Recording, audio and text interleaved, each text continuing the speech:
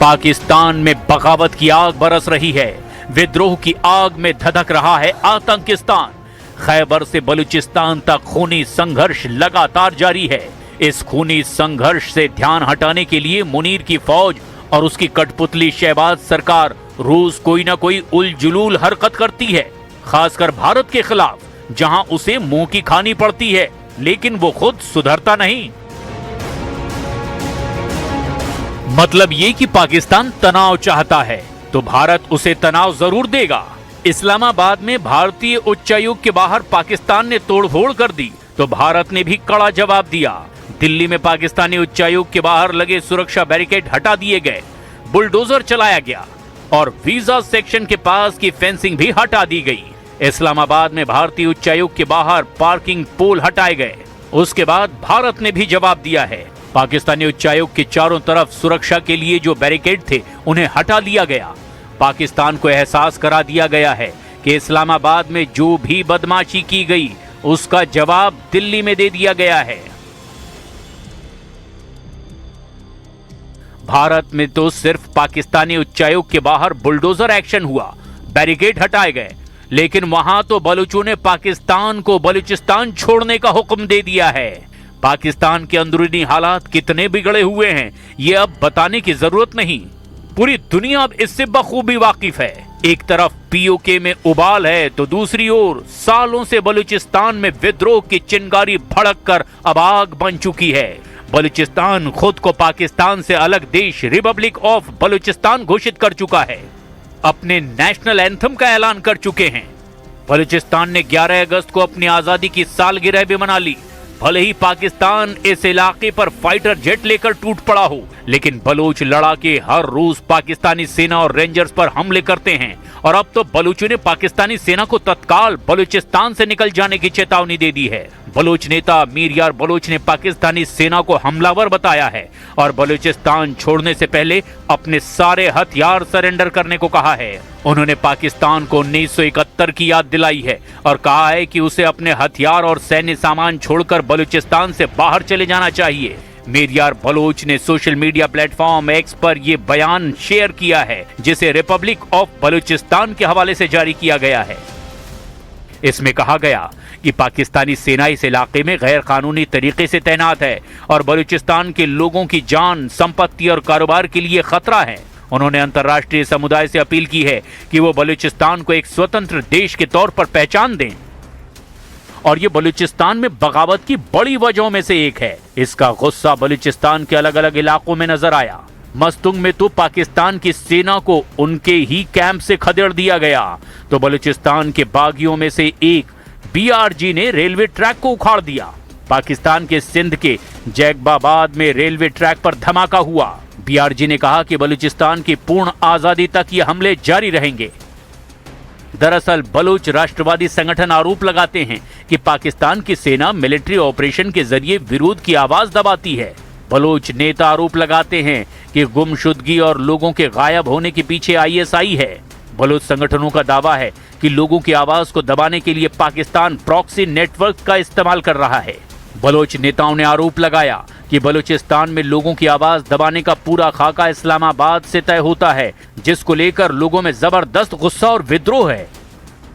वैसे तो बलूचिस्तान में विद्रोह की आग दशकों से जल रही है, लेकिन अब वो आग बारूद बन चुकी है, जो रह रहकर पाकिस्तानी सेना के ऊपर मौत बनकर बरसती है। बलूचिस्तान के अलावा पीओके में भी प्रदर्शन चलता रहा। रावलाकोट से लेकर मुजफ्फराबाद तक कश्मीरियों का प्रदर्शन जारी है। पीओके के पलंदरी इलाके में तो बड़ी संख्या में लोग इकट्ठे हो गए, नारेबाजी की। छोटे छोटे बच्चों ने भी अपने गुस्से का इजहार किया।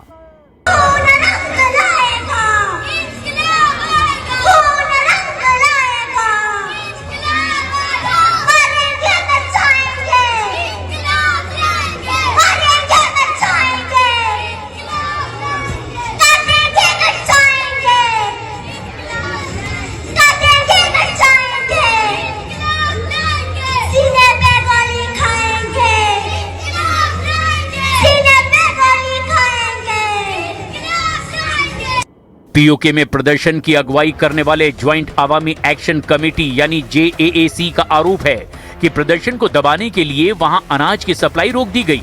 यानी जब मुनीर की सेना गोली से लोगों को नहीं मार पा रही है तो उसने उन्हें भूख से मारने का इंतजाम कर दिया। हमने सिर्फ अपना हक मांगा था, जिसे आप लोगों की अदालत में दहशतगर्दी समझा जाता है। आप लोग हमें राशन नहीं पहुंचाएंगे तो क्या हम भूखे मर जाएंगे? रिस्क का वादा अल्लाह ताला ने किया है और वही हमें रिस्क देगा। जो पत्थर में कीड़े को रिस्क दे सकता है वो हम कश्मीरियों को भी रिस्क दे देगा। और अपने हुकूक मांगना अगर दहशतगर्दी है तो हाँ, हम हैं दहशतगर्द। अब हमारी यूनिवर्सिटी CMH हमें सऊदी अरबिया वालों ने बना के दिया है, बॉयज डिग्री कॉलेज हमें दुबई वालों ने बना के दिया है, जिसपे इनकी गंदी रेंजर्स ने कब्जा किया हुआ है। हम किधर जाएं कश्मीरी? POK से बलूचिस्तान तक मुनीर एंड कंपनी का दम फूलता दिखाई दे रहा है, क्योंकि लोगों के मन में मौत का डर निकल चुका है।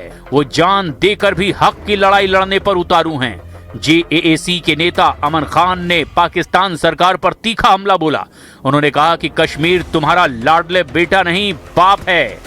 70 दिन से ज्यादा हो गए हैं। कश्मीर के अंदर जिस बर्बरियत की इंतहा है उसका सिलसिला जारी है।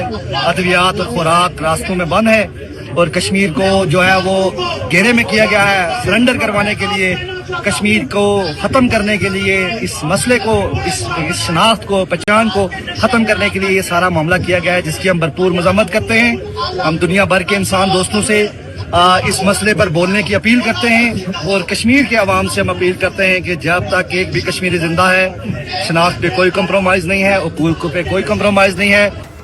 दरअसल 5 जून को दवा और आटा जैसी बुनियादी जरूरतों को लेकर के पाकिस्तान के कब्जे वाले कश्मीर में विरोध प्रदर्शन शुरू हुआ, लेकिन पाकिस्तान सरकार ने POK में प्रदर्शनकारियों से बातचीत करने की बजाय टॉर्चर करना शुरू कर दिया। लॉन्ग मार्च का ऐलान हुआ तो लाठी गोलियां चलाई गई, यहां तक कि इंटरनेट को बंद कर दिया गया और बंदूक की नली से विरोध को दबाने की कोशिश होने लगी। तब से लेकर अब तक 100 से ज्यादा लोग वहां मारे जा चुके हैं, लेकिन POK के लोगों का हौसला नहीं टूटा।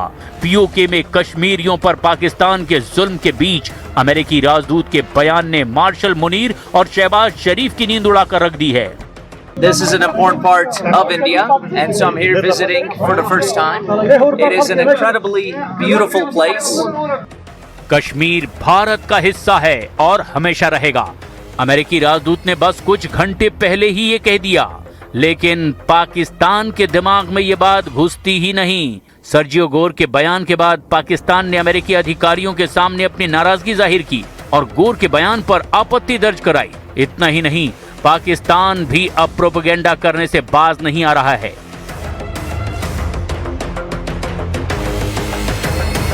अब हम इसे इत्तेफाक कहें या फिर पाकिस्तान की चाल, क्योंकि अमेरिकी राजदूत के कश्मीर को भारत का हिस्सा बताने के कुछ ही घंटे बाद खबर आई कि पाकिस्तान ने नोटैम जारी कर दिया है और 19 और 20 अगस्त के लिए करीब 750 किलोमीटर लंबे हवाई क्षेत्र में उड़ानों पर प्रतिबंध लगा दिया है। पाकिस्तान ने इसकी वजह नहीं बताई, लेकिन नोटैम जारी होते ही अटकलें लगने लगी कि पाकिस्तान फतह 3 मिसाइल के टेस्ट के लिए माहौल बना रहा है। नोटैम का मतलब नोटिस टू एयरमैन। ये पायलटों और एयर ट्रैफिक कंट्रोलर्स को दी जाने वाली सूचना है, जिसके जरिए अचानक हुए बदलावों और संभावित खतरों का अलर्ट मिलता है। और पाकिस्तान ने करीब 750 किलोमीटर इलाके में ये अलर्ट जारी किया है, जिसे फतह 3 टेस्टिंग से जोड़कर देखा जाने लगा है।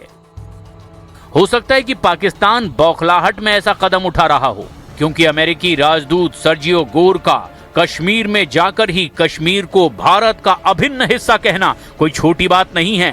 और ये पहली बार हुआ है जब अमेरिका के राष्ट्रपति डोनाल्ड ट्रंप के बेहद करीबी भारत में राजदूत सर्जियो गोर ने ये ऐलान किया। हालांकि औपचारिक तौर पर दोनों घटनाओं का कोई सीधा संबंध नहीं है, लेकिन जो नोटैम आया है उसने भारत के कान खड़े कर दिए हैं। अब पाकिस्तान का दोहरा रवैया देखिए। एक ओर पाकिस्तान दुनिया भर में घूम घूम कर ह्यूमन राइट्स का रोना रोता है, तो दूसरी ओर चीन के साथ मिलकर आतंकियों को बचाने की कोशिश भी करता है, जिसको लेकर भारत ने संयुक्त राष्ट्र सुरक्षा परिषद में चीन और पाकिस्तान पर निशाना साधा। भारत ने UN सुरक्षा परिषद में आतंकवादियों की लिस्टिंग और डीलिस्टिंग की प्रक्रिया में राजनीतिक दखल पर कड़ी आपत्ति जाहिर की। भारत ने कहा कि आतंकियों के लिस्टिंग डीलिस्टिंग को राजनीति से दूर रखें। भारत ने बिना नाम लिए कहा कि सुरक्षा परिषद की सदस्यता का इस्तेमाल आतंकियों को बचाने या उन्हें डिलिस्ट कराने के लिए नहीं होना चाहिए। This must not become a platform to pursue narrow political interests. Listing and delisting are a case in point. There must be more transparency and objectivity on this front. Presence in the Security Council must not be instrumentalized to legitimize terrorists by attempting to delist them or to list other entities as terrorist organizations based solely on political considerations without any objective criteria or supporting documentation.